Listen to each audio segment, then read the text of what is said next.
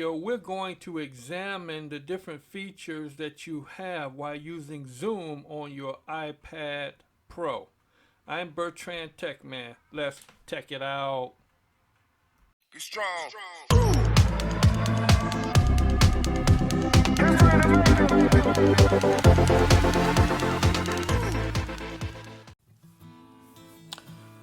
So the first thing we want to do is we want to start a Zoom meeting by going to Zoom and tapping on the blue icon with the camera in it. So what we want to do next is we want to start a new meeting by tapping New Meeting, the orange icon with the white camera in it. And we click Start a Meeting.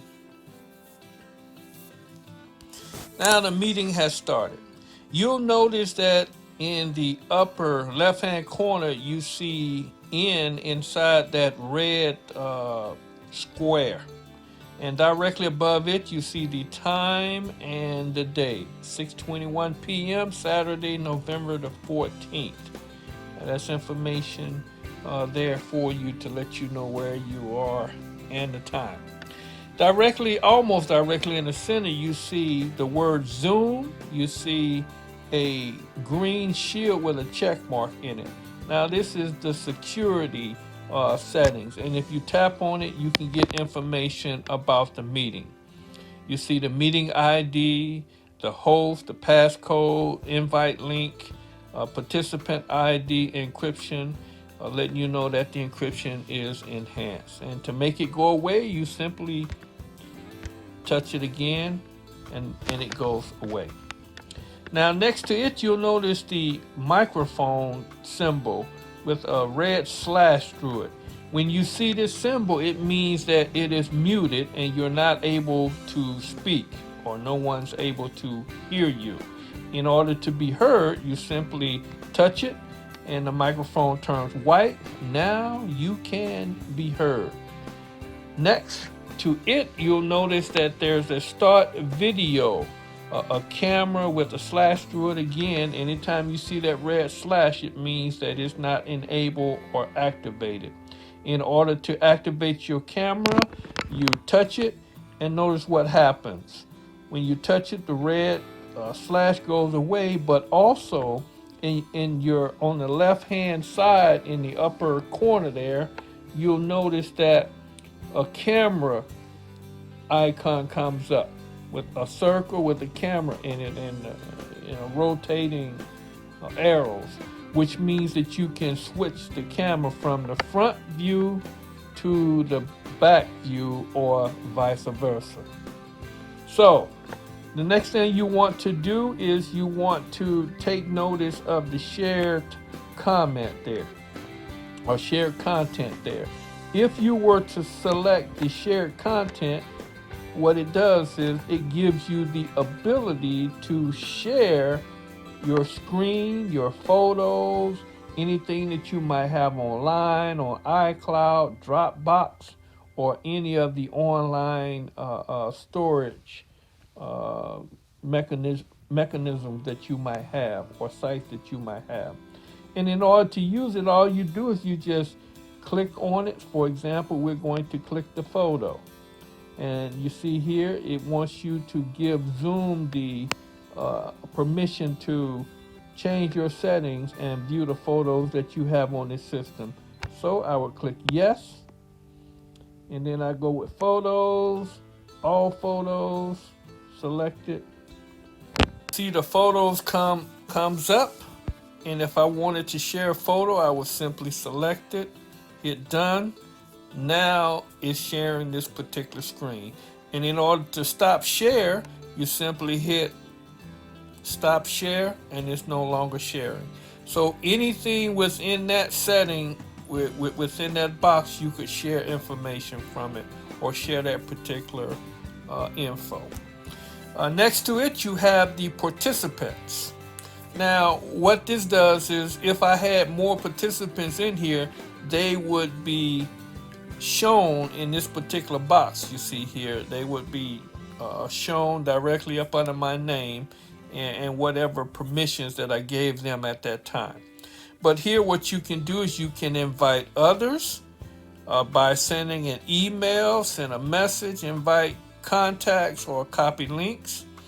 Of course, you can report if you want to send a report that perhaps if something happened that was inappropriate, you got some information that was inappropriate, you can send that in and attach a photo and send this to Zoom, and they can take appropriate actions if necessary.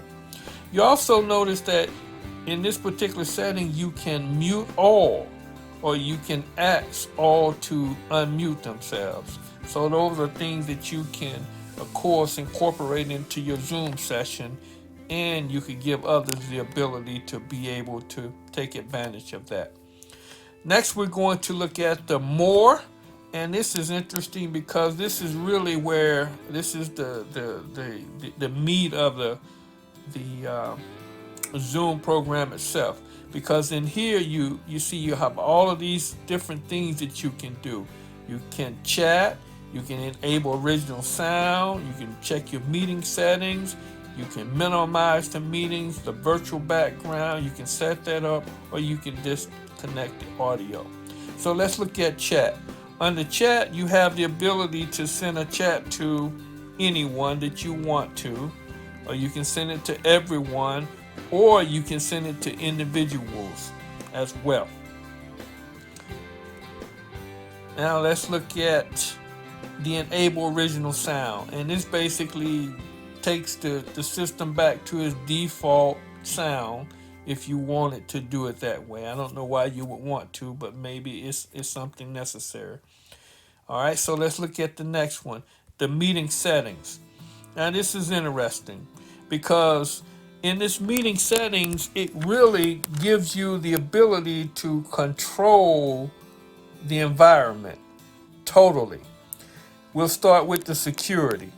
Now, security here is set up so that you can ensure that you don't let anyone in the meetings. You can lock your meetings so that no one else can come in. Of course, they will have the ability to leave, but in order for them to come in, you have to give them permission. You can also set up a waiting room. You set up a waiting room, and what this does is it keeps everybody out of the meeting until you give them permission to come in. It will let the host or the co-host know that someone is in the waiting room, and you can allow them to come in if you want to. Next, we're going to look at the participants, things that you can allow the participants to do. If you wanted to, if you click on share screen, you can allow the participants to share their screen. You can allow the participants to chat either with everyone, with no one, with the host only, with everyone publicly, or with everyone. So those are permissions that you can give the host. You can, permissions that you can give anyone within your Zoom meeting environment at that particular time. You also can give them the ability to rename themselves, and this is a very useful feature because if you're in some type of classroom setting and you want to be able to identify individuals, but you don't want to go through and have to rename them yourselves, you give them the ability to rename themselves, and that saves you a lot of time and also makes it easy for you to be able to identify individuals in your Zoom meeting. You can also give them the ability to unmute themselves. And again, if you're in a classroom setting and you want to have everything muted, but you want to give them the ability to unmute themselves when when they're answering questions, or perhaps they have comments to make, then that's a good feature to have as well. Next, we'll go up under the host controls. Under the host controls, you'll note that the first one there is meeting topics, which simply means that you can name the meeting whatever you want to, whatever topic that you set it up for. Up under it, you'll notice you have mute upon entry. Now, if you were to turn that on, what that does is it mutes everyone that's coming into your meeting. And this is important, especially if you want to limit the distractions that you might have when different individuals come on and you're trying to present something. So that's a nice feature to enable. Also, directly under it, you got play, join, and leave sound. And what this does is when someone comes in to join the meeting or when they leave the meeting, it will play a sound. Now you can set this up where everyone could hear it, or you can set it up where just the host and the co-host can hear it, which is generally the way I have mine set up. And it's a nice feature because it will give you the opportunity to let different ones that are in your waiting room to come in.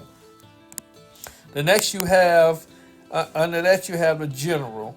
Always show meeting controls, which is nice. You want this on your screen, that way you'll be able to see various controls and you'll be able to control the meeting better.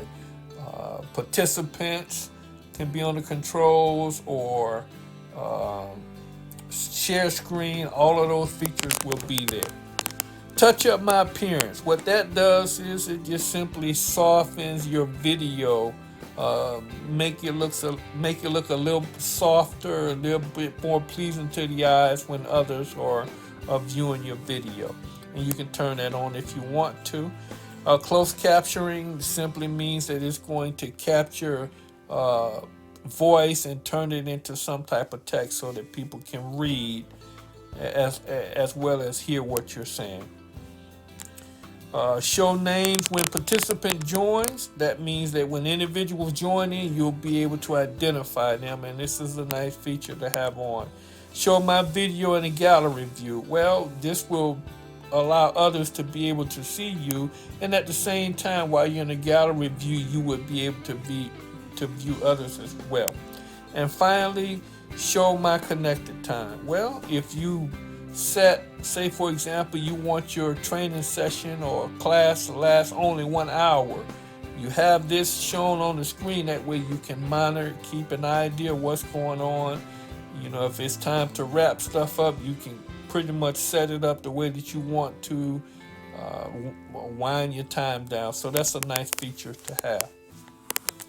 So as you can see, Zoom has a lot to offer, and this has been a quick overview of the Zoom interface while using it on my iPad Pro. If you have any questions or any comments, please put them in the comment section below. And if you would like me to show you how to do something outside of what I've shown you here today, again, put it in the comments below and I'll try my best to get to it. If you found value in this tutorial, please hit the like button, subscribe, ring the bell, and share. I'm Bertrand Techman. Thanks for watching. Be strong.